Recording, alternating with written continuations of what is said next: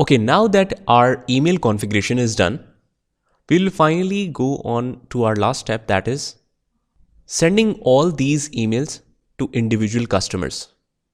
To send the emails, I'll go to mailings and then go to finish and merge and click send email messages.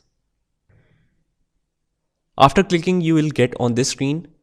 It will ask you to mention the emails of individual customers. For that, I have the new field email ID. See, that's why it is necessary to mention the email ID of individual customers in the Excel sheet.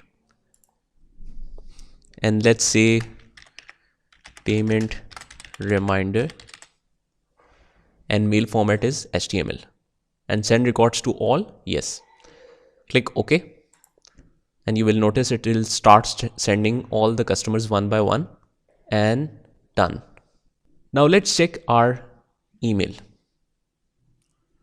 See, I got these payment reminders. Dear customer 1, this is to inform you that your balance is due, and team accounting. And I'm getting the new messages as well. So that's how you can send personal emails to individual customers at one click.